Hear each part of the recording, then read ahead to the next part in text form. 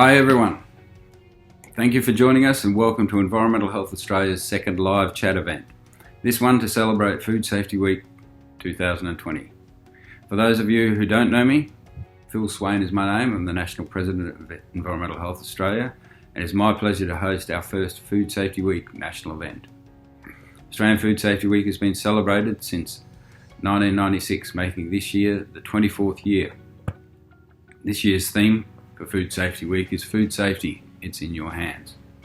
The objective of this theme is to build upon positive consumer behaviour established during the COVID-19 pandemic for personal hygiene, so that as an offshoot, we can reduce the amount of foodborne disease. Today we'll be hearing from some fantastic speakers on environmental health and food safety professionals. We'll open up for questions for 5 minutes at the end of each speaker's presentation, where time allows, but I do need to keep the time allocation pretty tight. If you want to ask a speaker a question, simply type your question into the comments on the screen. You can do this at any time, and questions will be answered at the end of the speaker's presentation. Our first speaker joining us is Maria Said, the National President of Allergy and Anaphylaxis Australia. Maria has been a member of Allergy and Anaphylaxis Australia since 1993, when her son was diagnosed with severe atopy, a genetic tendency to develop allergic diseases, including food allergy. So welcome, Maria.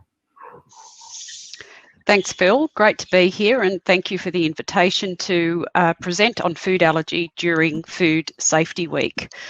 I'm going to speak today about food allergy being a fact of life.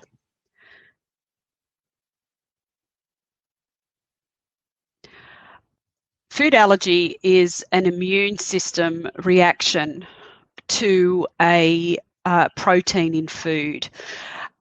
We all have an immune system, and some people's immune systems react to substances that for the most part are harmless. So things like pollen or dust mite, insects, cockroaches, animal dander or saliva. In some people, the body develops antibodies which recognise these foreign substances, and the body then goes into overdrive, and we see the signs and symptoms of an allergic reaction. Not all people with these antibodies will develop symptoms, and that's important to know because many ask about why we don't test everyone for allergy, and the reality is that even if you test positive, you can be sensitized. For example, you can be sensitized to a food, but many people still eat those foods. So it's really important to have the background of the history of what happened if someone has an allergic reaction to food. There are many adverse reactions people can have to food, and the word allergy is used really loosely in society. That makes it really difficult for those of us that do have to manage a food allergy. So many people with a food intolerance will think they have an allergy or say they have an allergy. Some of them know that it's not an allergy, but they want to be taken seriously, so they call it an allergy. Some people that don't like a food will say they have an allergy. And then, of course, we have food poisoning, which we all know very much about. And I know Food Safety Week is very much about food being safe from a microbial perspective. We have about 30 to 40% of the population that say that they are allergic. But in reality, we're talking about 1 in 10 babies. We're talking about 6% of primary school age children, 5% of teenagers, and then up to 4% of adults have a food allergy. Food allergy is very real, and you only need a small amount of the allergen to trigger an allergic reaction. Some people will have a mild allergic reaction. However, some people can have a potentially life-threatening allergic reaction, and we've certainly heard about fatalities from food allergy. There are many signs and symptoms that happen when someone has a food allergic reaction. Many of the symptoms can be skin symptoms or gastrointestinal gut symptoms. So people can have a rash, hives, they can have flushing or redness of the skin, that's called erythema, and angioedema is swelling. So we see, and you know, if we think about those graphics that I just had up of people having reactions, that many have skin reactions, and there's also swelling of the face, the lips, the eyes, that go hand in hand with that often. But when we're talking about anaphylaxis, we're talking about the signs and symptoms that cause the most severe allergic reaction, and they're signs and symptoms of the cardiovascular and the respiratory system. So the heart and blood pressure become involved, and or the person has difficulty breathing. They might have swelling of the tongue or swelling of the throat, and that blocks their airway. So it's really important that these people are seen by an allergy specialist and properly diagnosed, and those who are at risk of anaphylaxis are prescribed an adrenaline auto-injector. Currently, we have the EpiPen available for people in Australia. Even small amounts can trigger these potentially life-threatening reactions. So these people need to be very careful about what they eat. They don't like singling themselves out in food service situations, but the reality is that they always have to declare their food allergy, and they always have to read food labels. There has been a rise in allergic disease. This study here by Professor Raymond Mullins shows the increase in anaphylaxis, increase in hospitalisations from anaphylaxis for all ages. You can see the increase. This is only to 2012, but we have continued to increase since that time. So these foods here are the foods that trigger 90% of allergic reactions in Australia. Cow's milk, egg, peanut, tree nuts such as cashew and almond, soy, sesame, wheat, fish and shellfish. But we need to remember that any food can trigger an allergic reaction. So we have people who have anaphylaxis to celery or to spices such as paprika. We have people have anaphylaxis to chicken or to beef. Any food can trigger an anaphylaxis, but these foods here trigger 90% of allergic reactions. If we add lupin to this list, which has been added to the list of mandatory allergens that must be declared, we see that we have 10 allergens, and these must be labelled if they're an ingredient of a food, if they're an ingredient or a compound of an ingredient, if they're in, sorry, my mobile was going off there. I'll just start that again. They must be labelled if they're an ingredient or an ingredient or a compound of an ingredient of a food, or a food additive or a processing aid.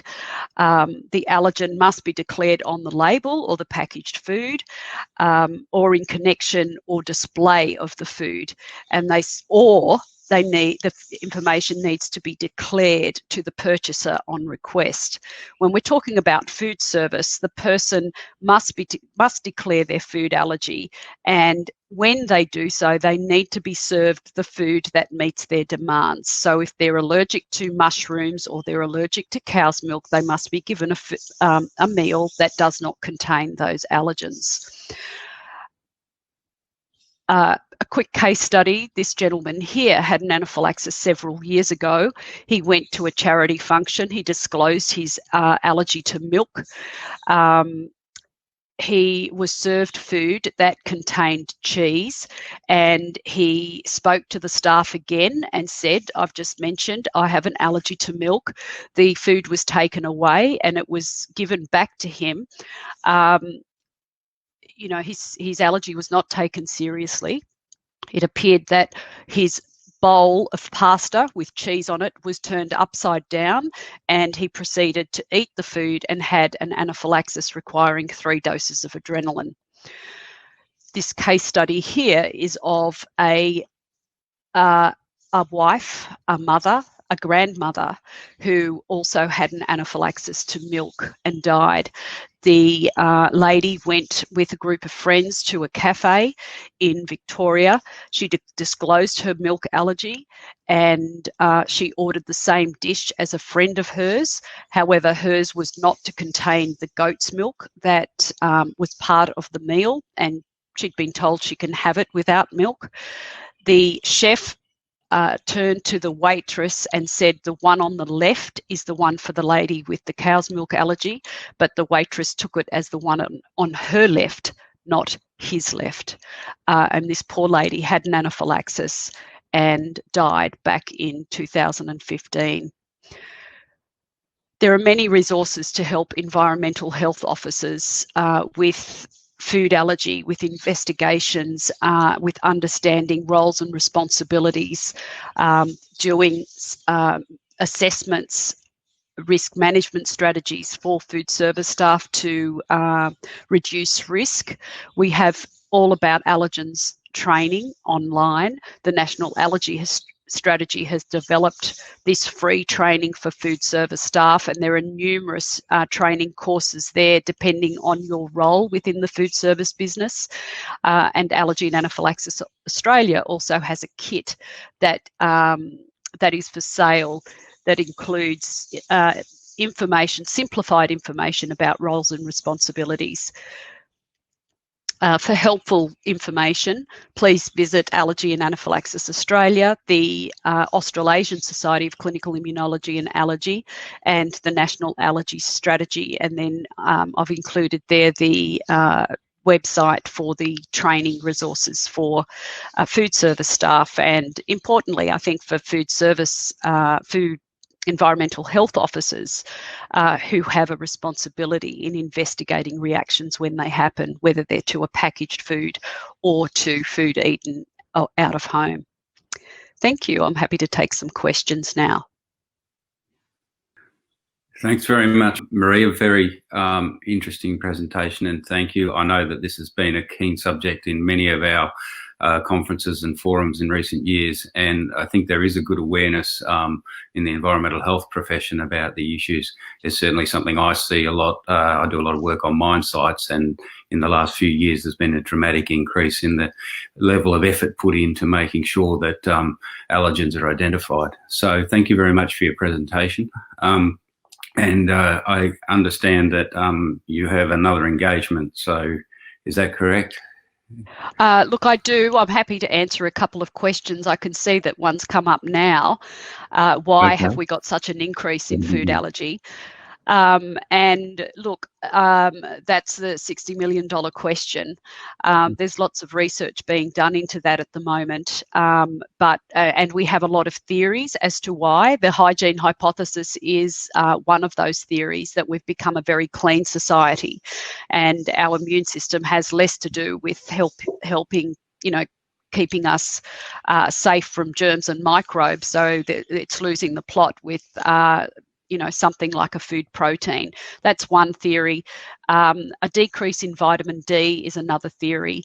A delay in introduction of these common allergy-causing foods to babies is another theory. So we're really working hard to encourage parents to introduce those foods before the baby is 6 months of age. We're doing our best to encourage parents to introduce those foods by the time the baby is 12 months of age. So to introduce solids around 6 months, not before 4 months, whilst continuing to breastfeed when the baby is ready. So they're just a couple of theories as to why the increase. And can people have a life-threatening allergy and outgrow it? Do we have one more question? Yes, I see there's another one there. Yes, people can certainly have a potentially life-threatening allergy and outgrow it. Most children outgrow their milk and egg allergy, for example. I think about 85% of children outgrow their milk and egg allergy. We used to say by school age, but kids are hanging on to their allergies for a lot longer now. and some don't outgrow their milk or egg till they're teenagers. Importantly, while people can outgrow their allergy, people who have been eating a food for a very, very long time, eating prawns, for example, for a very long time, or eating peanuts for a very long time, can suddenly become allergic when they're 40 or 45. And that is a real issue, because it's a whole new way of life, and learning to avoid foods that you've eaten all your life can be really difficult as well. Okay, thanks very much, Maria. I couldn't agree more. I developed an intolerance myself to gluten and lactose in my 40s, so I know exactly what you're talking about. We might just slip in one more question if we can. I think is that another question there?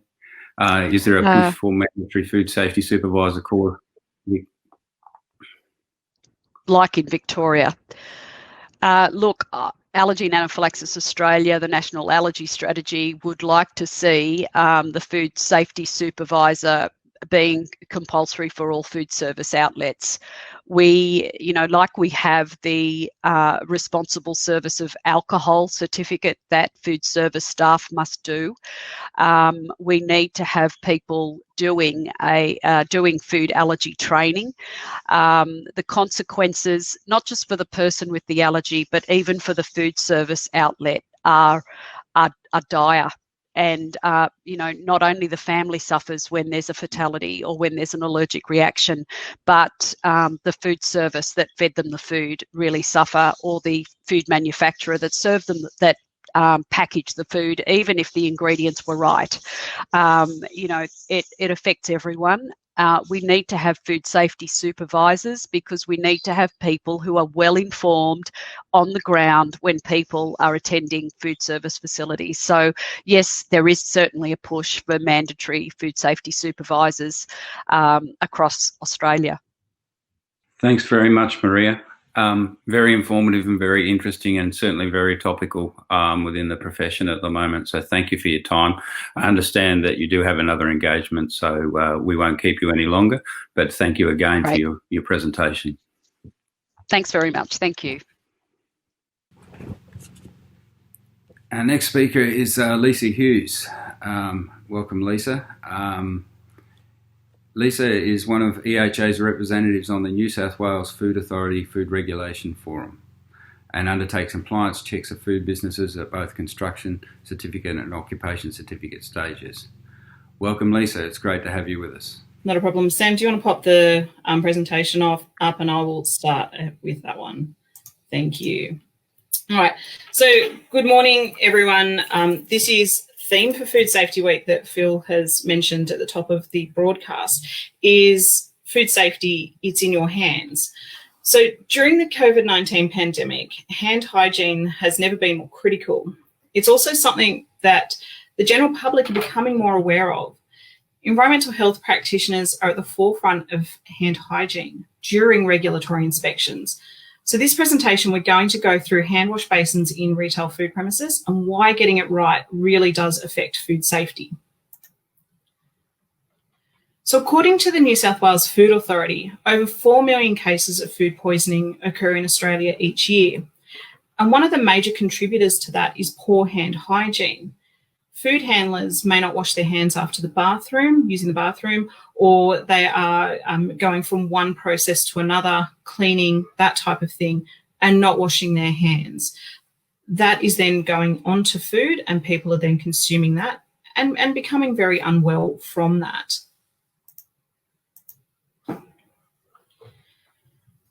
So let's talk a little bit about the legislation, particularly for people who may not be environmental health practitioners who are watching the broadcast today.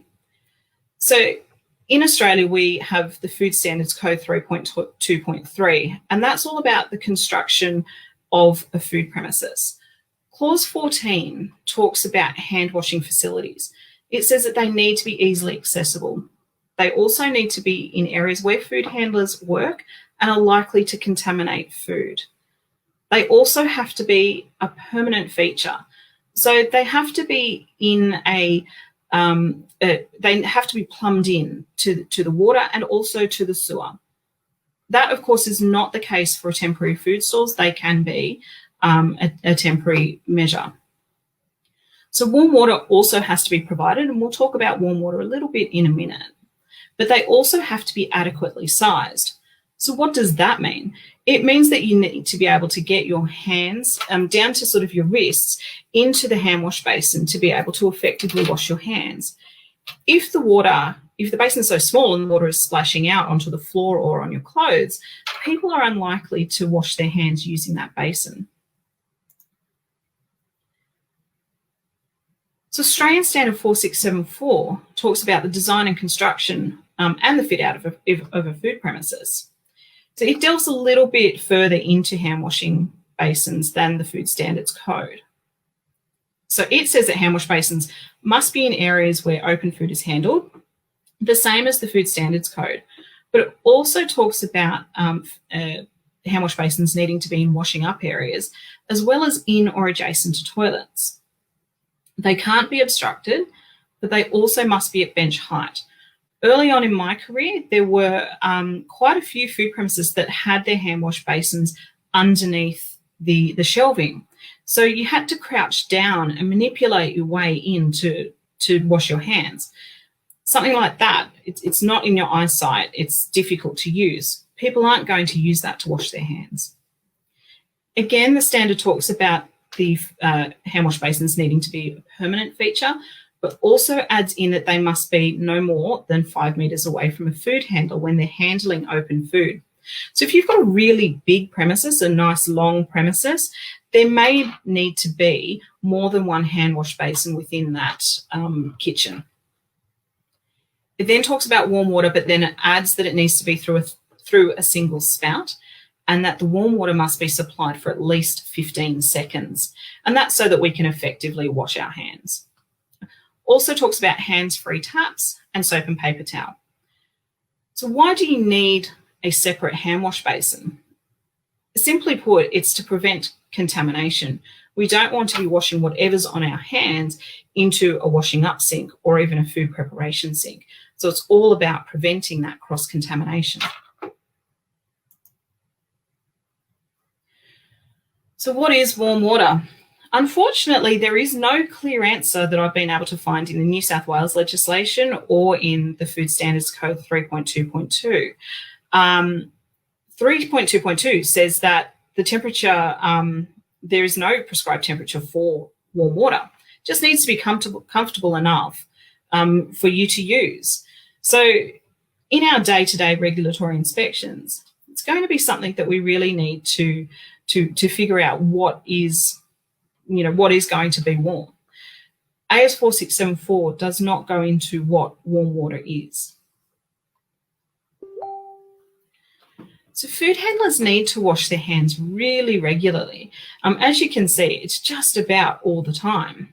So they need to wash their hands before they're preparing the food and before they're cooking the food, before handling the food in any way, before serving the food, after using the bathroom, after handling raw meat, poultry, eggs, that kind of thing, after sneezing, coughing, or blowing their nose, and that's particularly important in a COVID environment, after cleaning and after handling rubbish.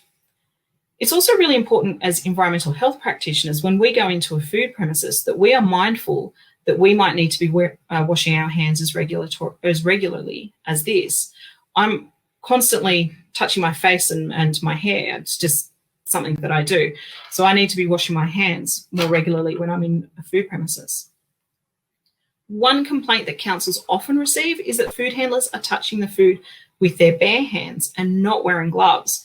So the Food Standards Code says that touching of food with bare hands is to be minimised. It does not say that food handlers cannot touch food with their bare hands. So when we're undertaking our regulatory inspections, we need to be mindful of this when speaking with food handlers and also with complainants. I think that we have a responsibility to educate the public regarding food handling. However, we have more of a responsibility to educate food handlers on when to wash their hands and how to handle food. So for environmental health practitioners, we know when to wash our, or how to wash our hands, I'm sorry. But for those of you who may not be environmental health practitioners in here today, we'll just do a little quick run through of what we need to do. So we need to use the hand wash basin is the first thing to do. So you need to find the hand wash basin and use that one. You need to wet your hands with the warm running water. Lather your hands with the soap.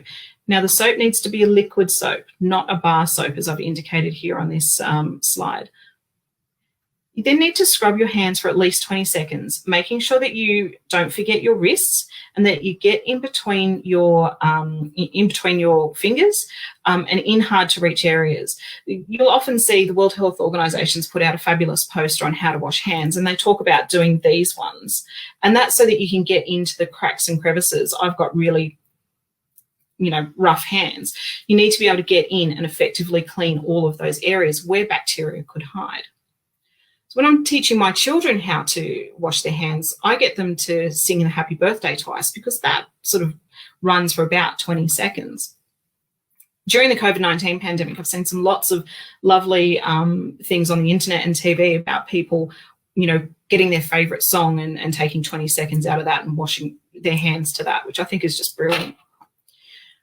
Once you've thoroughly scrubbed your hands, you rinse your hands well under warm running water, and then you dry them with a single-use towel, and making sure that you dispose of that towel into the bin. So when we are going to do our regulatory inspections, I wash my hands as I enter the premises. And the reason for that really is multifaceted. So I'm looking for the hand wash basin. Where is it? And is it accessible? Is it in a location that can be easily found for food handlers when they enter the premises? Particularly new people, new staff members. Is anything being stored in the basin or in front of the basin? I then look at the hand wash basin to see if it is wet or dry. If it is wet, it has been used at some point. If it's dry, then that's telling me that the food handlers are not washing their hands, or they're washing their hands in another basin. I'll then turn the tap on. Is the tap a hands-free tap? Is the water warm? Is there soap and paper? Is there soap so that I can effectively wash my hands? Does the warm water stay on for at least 15 seconds? Sometimes the sensor taps, they cut out straight away. Once I've washed my hands, I'll see if there's paper towel. If there's no paper towel, well, how can I dry my hands effectively? Once I finally do dry my hands, I then look for the bin. Is there paper towel in the bin? Where is the bin? This tells you that they are drying hands with a paper towel, and if they're not, what method are they using? Have they got a tea towel that they have got tucked into themselves and they're using that to dry their hands? Are they drying their hands on their clothes? I spend a lot of time watching food handlers during my inspection, because watching your food handlers really gives you a good idea of what is going on. I just put myself off to the side and just watch. I watch how they're handling the food. Are they washing their hands during whenever their hands become a potential source of contamination? How are they washing their hands? Are they washing their hands effectively? I also question the food handlers. When was the last time you washed your hands? Can you demonstrate to me how you would wash your hands? That kind of thing. So thanks very much for listening today. And I really would like to take this opportunity to thank every environmental health practitioner for all the work that you've done over the past year. COVID-19 has been a difficult one for all of us, and you're all doing an absolutely amazing job. We really aren't recognised as frontline staff. However, we have been out there doing our inspections right throughout COVID and during lockdowns to make sure that food safety is being maintained and COVID-19 requirements are met. So a big thank you to all of you. And Phil, are there any questions? Thanks very much, Lisa. One there. Hi, Daniel. Yeah, we have seen a reliance on hand sanitizer during the pandemic. The legislation says still, the legislation, particularly food legislation in New South Wales, has not kept up with the pandemic. So we still have to see soap and paper towel in a food premises. sanitizer is great to get rid of the bugs, but there's been lots of research come out regarding COVID-19 that says that washing your hands with soap and soap and warm water actually breaks down the virus's ability to stay on your skin. So it's still better to wash your hands with soap and water. Hand sanitizer is great as a stopgap. So if you need to, if you're at a register or something like that and you've taken money, it's a great stopgap for that. But in relation to actual food handlers, they still need to wash their hands with soap and warm water. Do we have another question there? Thank you for that one. So yes, they still need to have a hand wash basin, but it just needs to be somewhere in the premises, particularly if they've got a toilet on site for their staff members. A hand wash basin in the toilet would be sufficient. Okay, we've got time for one more question if there is one. So Australian Stand 4674.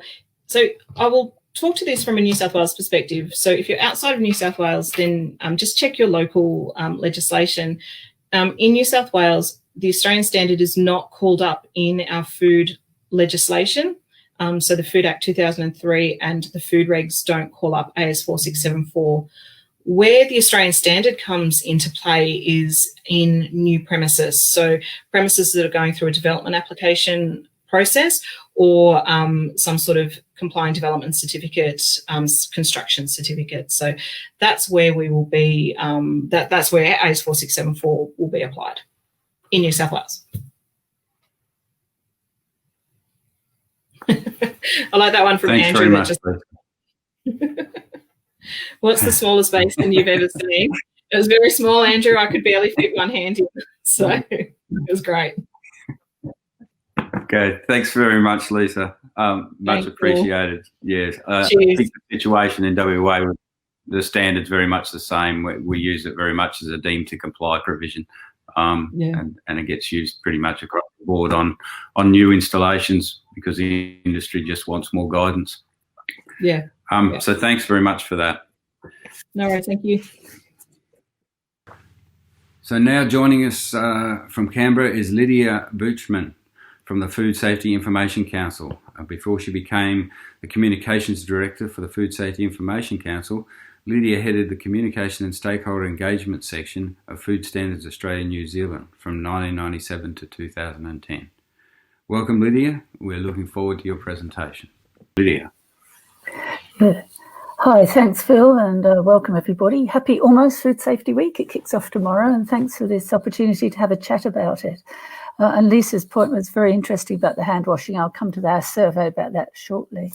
Bit of background about us. We've been going since 1997.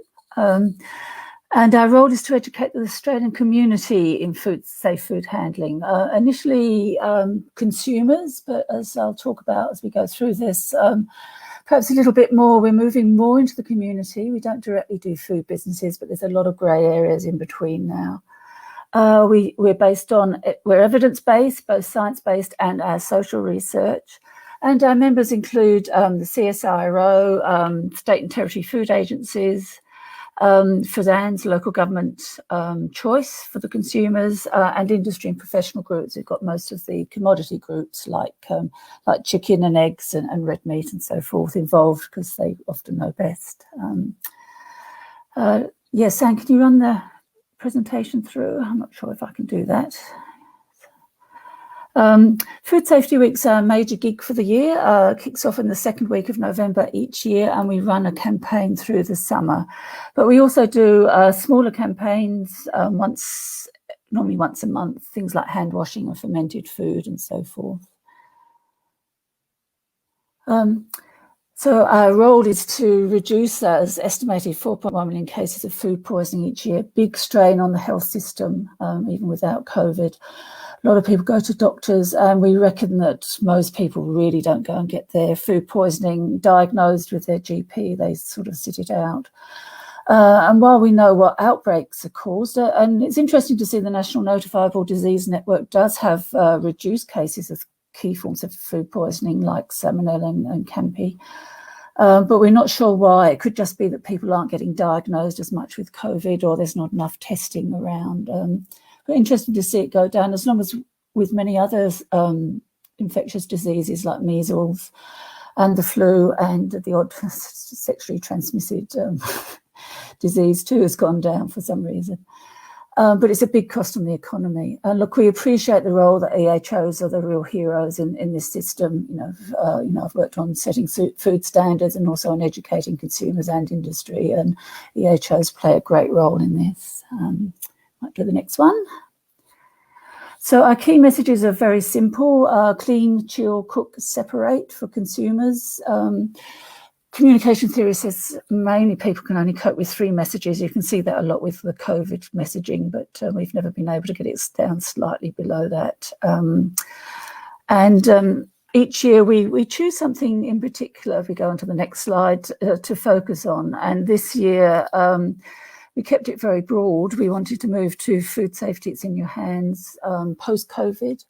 We thought when we planned this way back in March that we'd see a huge increase in people understanding about microbes and how dangerous they are, and at least improving washing their hands. But interesting what Lisa was saying about food handlers, but out in the general community, our recent hand washing research found that only 75% of 18-year-olds to 34-year-olds say they always wash their hands out going to the toilet. A bit better with the old over 50s, that goes up to 89%.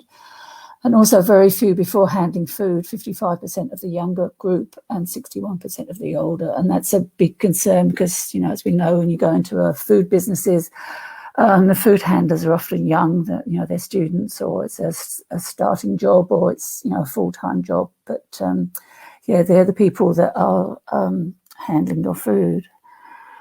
So one of the focuses we are working on this year is we partnered with Highfield e-learning to get some food training courses out there to help improve the knowledge. It's a little bit like you want to be an Uber driver or a taxi driver and you go out there and you don't even have a driver's license. You want people to know these very basics. So this particular training course, very cheap at the moment. We've got a competition to encourage people to do it.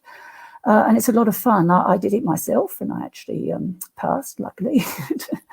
And we appreciate Highfield's sponsorship of Food Safety Week. It's a hard year to get sponsors. We're a charity and it's very difficult to get some sort of funding.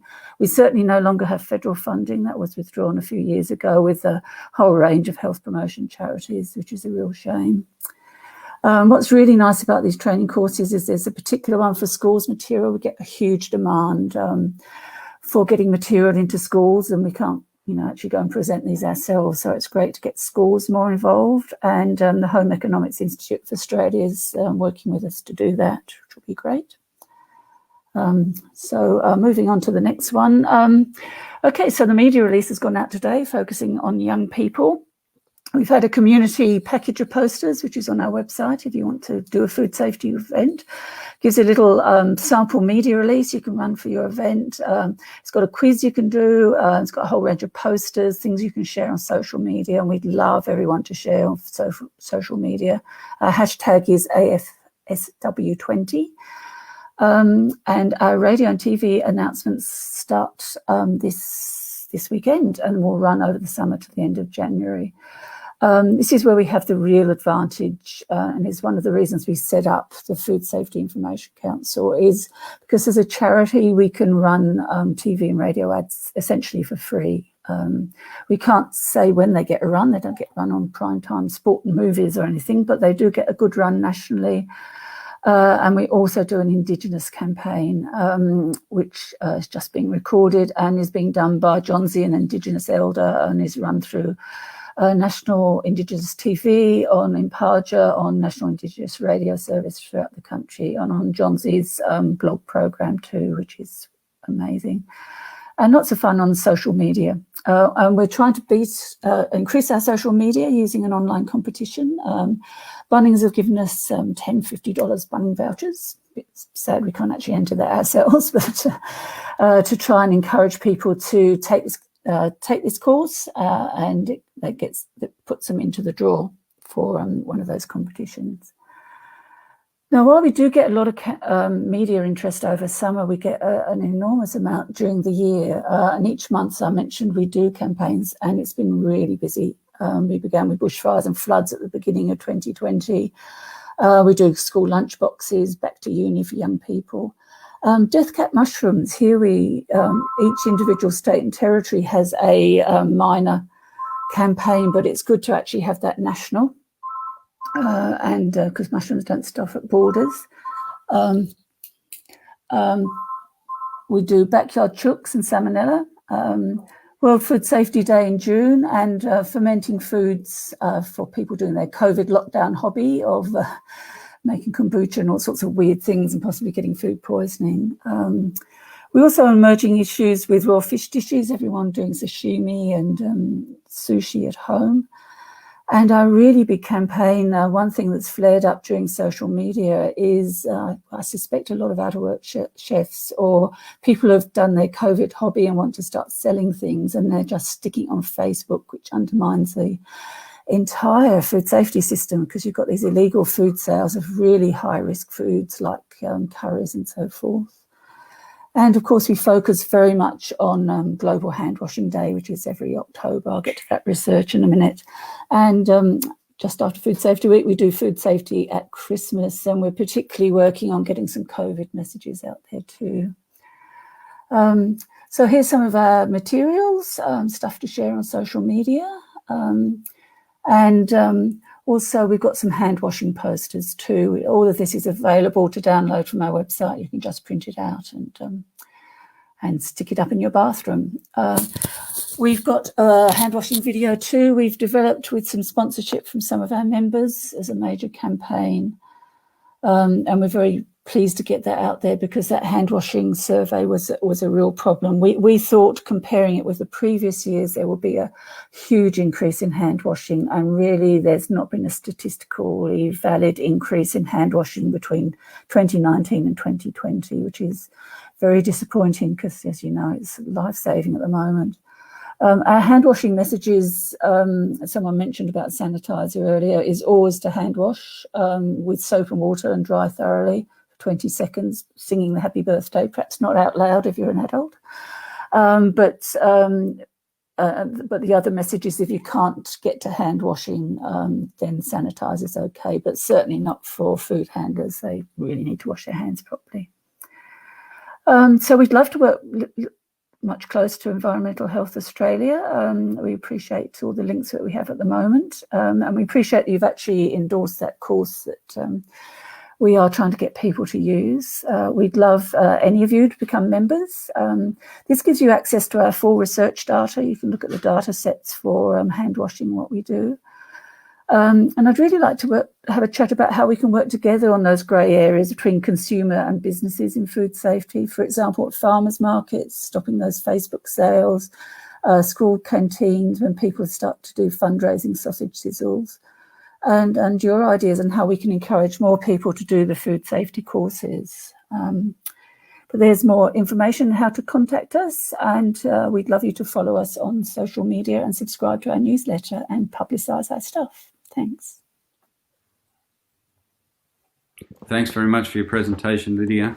And as you indicated, there are a number of food safety courses that local government and others have been promoting across Australia for a number of years, and including the work that Andrew's doing.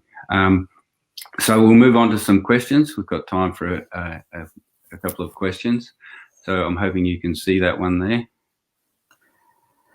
Yes, and this is one of those questions we'd really like people to know. I had a good chat with the Melbourne farmers markets yesterday, and they interestingly have set up a food safe compliant kitchen in their farmers markets throughout the Melbourne Victorian region. So those food producers can move and use a proper regulated kitchen rather than their home kitchen to start. Because there's been some great startups. Think of Carmen's Muesli, for example, sort of started up in her kitchen, and she moved out into farmers markets selling it, and then finally into a huge company which she sold at great profit. So it will be really interesting to know what EHO's views, or members of the EHA have, about how we can move into that gap between when consumers start to become a business. Yes, it's certainly a challenge. There's a lot of discussion within the profession, and certainly a number of officers I've spoken to in recent times are certainly chasing social media posts and things like that. And I think the whole COVID-19 thing has even led to more of that type of behaviour, where people are trying to make a living, I suppose, but at the same time putting people at risk because they're producing food in premises that are not managed or controlled. So another question there. Over to you, Lydia.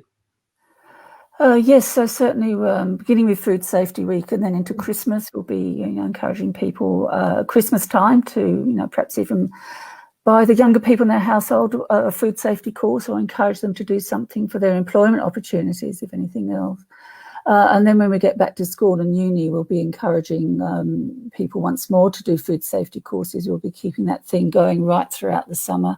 And we're hoping the competitions will help too. We have a scores competition too, where Highfield eLearning have put up an Officeworks $200 voucher to encourage schools to put through. It's a very cost-effective course. And there's also the free ones too. We have a link on our website too about the various food safety courses and consultants.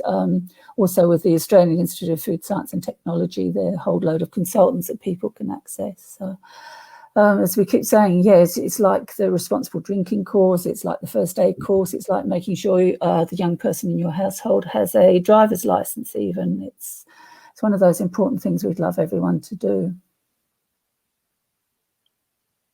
Sure. I think we have one more question. Oh, the perennial egg. We are really, really keen that supermarkets promise to refrigerate eggs.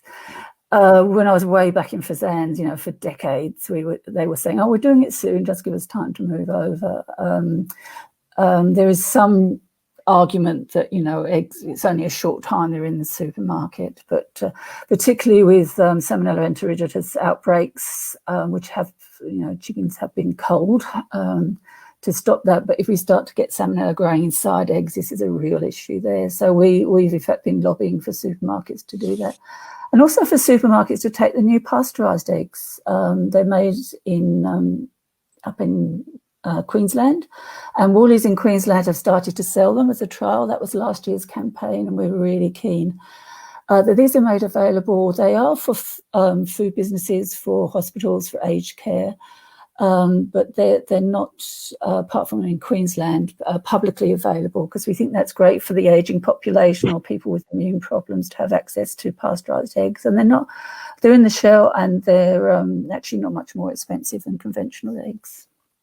Okay, thanks very much, Lydia. That was fantastic, and I'm sure, as I said, that we can definitely strike up some more conversations between yourselves and Environmental Health Australia, and look forward to doing that.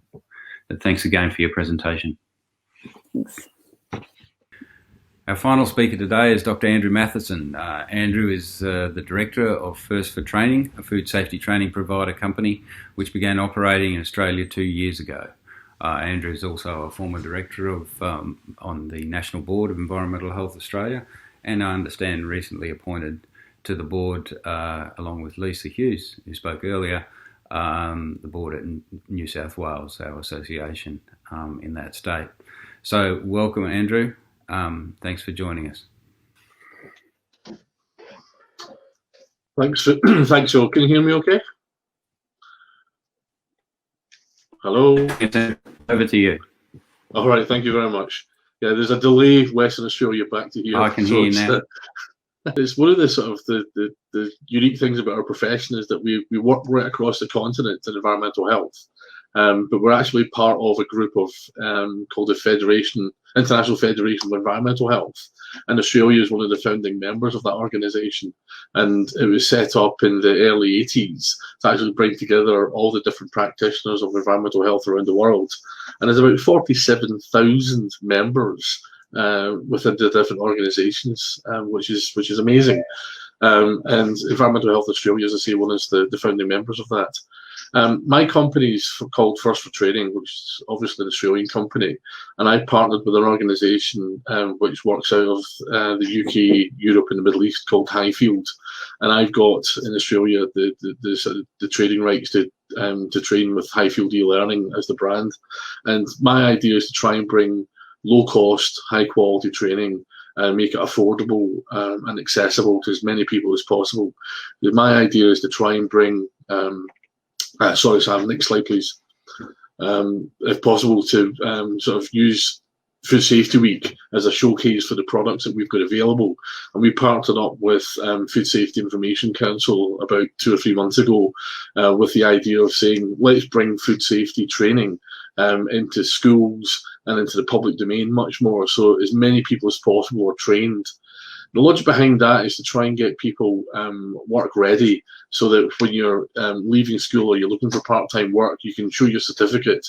And the certificate, as I say, is endorsed by Environmental Health Australia, which means they've read through the content, they've made changes, we've taken those changes on, we've adapted the course to meet the needs of the customers as they're seen, to make sure it's legally compliant with the legislation as it states, and that the temperatures are right, and that the information that's given is accurate.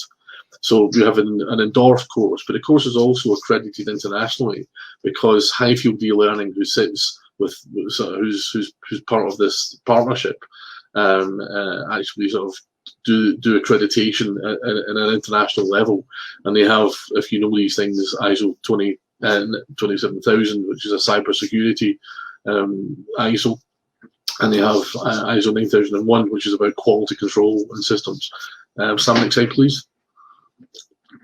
So this is just a snapshot of the page from the website, but that's the address you can look at, Highfield e-learning. When I type it, I always forget to put the E, so it's really important that you remember it's highfieldelearning.com.au. It's a website hosted and built in Australia for this market. So it's new content. You see the points we're making: new content, new prices, new ideas. We're responding to what the consumers ask. They don't want to pay $100 for a course. They want, so we're actually offering the course out up until Christmas at $20. And we think that's a significant saving for the public and for businesses. And so we ask for as many people as possible to come on and do the course. It's not so much about the money for us. That's why we do it at such a low cost.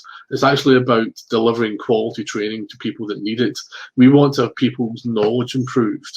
That's the core of what the business ethos that I started the company was about. It's actually, I would like every single person in Australia to be trained. Now, if they don't do my course, that's fine. Do somebody else's.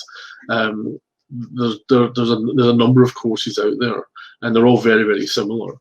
The big difference is the cost to these things, but I would rather see 1 million people trained in food safety.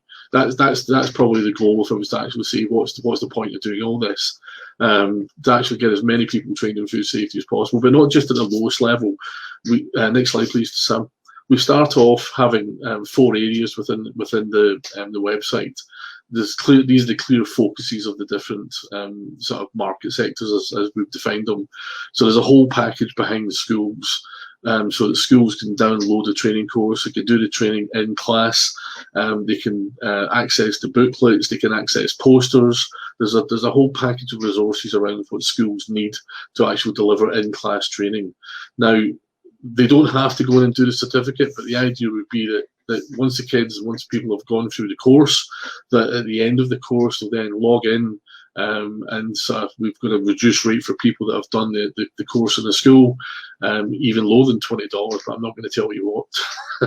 But the idea is to get the schools to collect the money from the kids, sort of log into the system. We can upload the kids, they all get their own registration, they can go straight in, do the course again online, and then at the end of it, if they pass, they'll get a certificate. But what's nice about this course is it's not just about click until you pass. I don't like that process.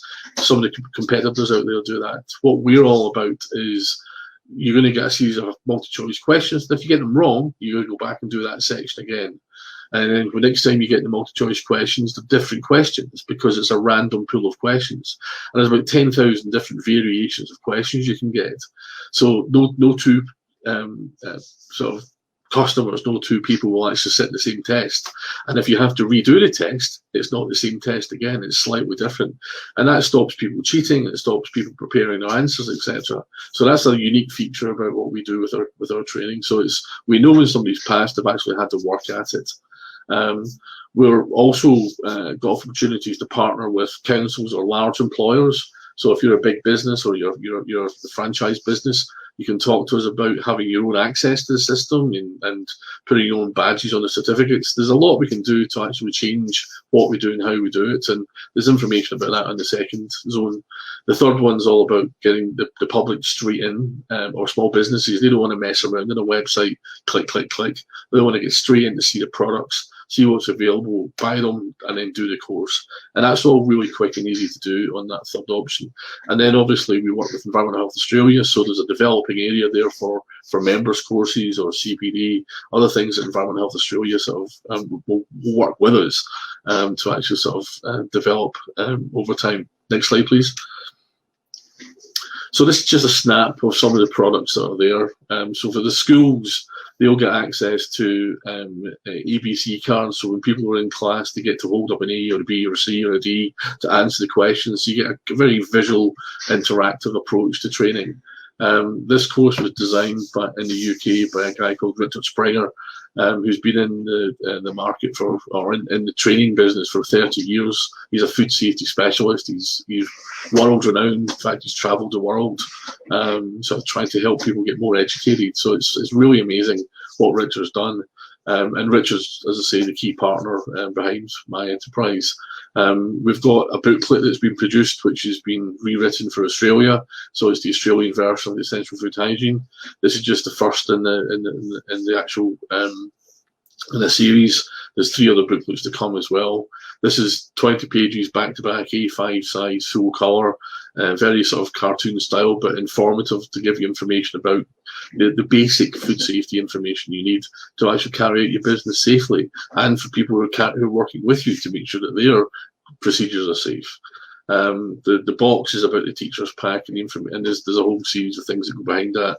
There's downloadable slides, there's downloadable interactive cards, there's Q&A cards. There's a really nice pack that they've actually put together and we've worked on and adapted again for the Australian market. And then the HEBC is the recognition that Highfield's got as an organisation. We're really proud to work with them. Next slide, please. Now, I don't know if this is going to work, but I've got a couple of videos. Yeah. So the course sample is a little flip book of the full student. There you go. So just click the pages one at a time. So this is just the downloadable slides that have been designed for Australia on the food safety. There's 4 different units involved for the essential course, and then there's another 4 units for the top up.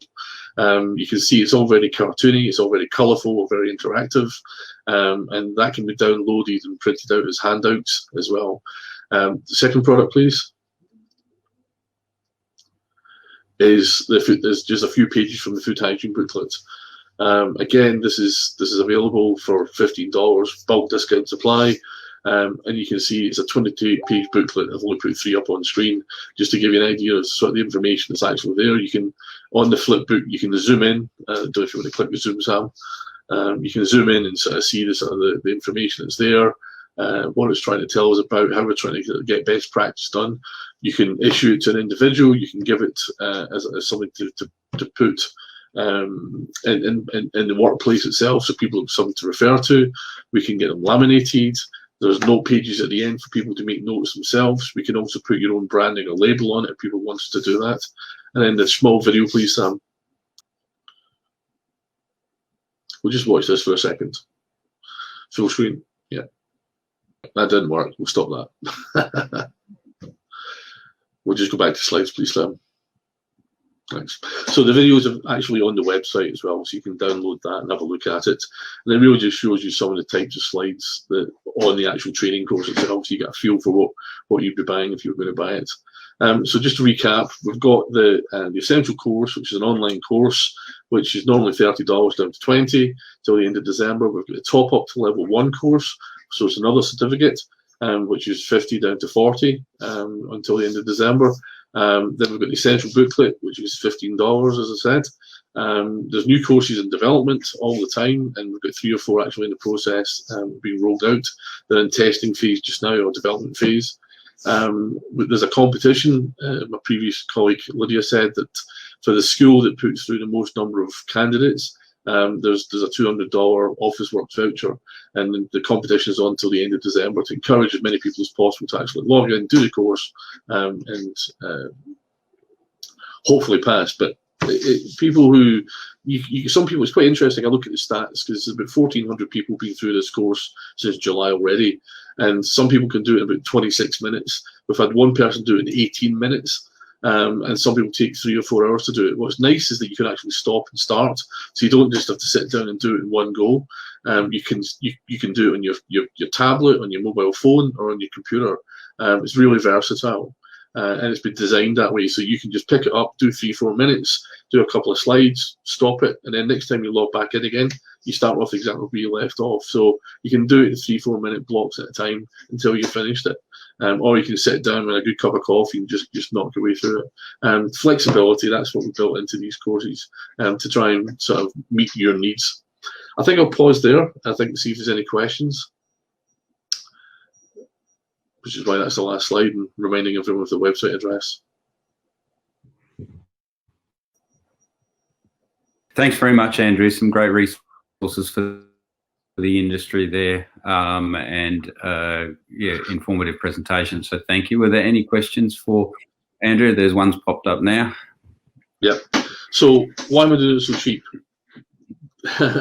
Because the coat, you cut me in half and you see what's called an environmental health officer.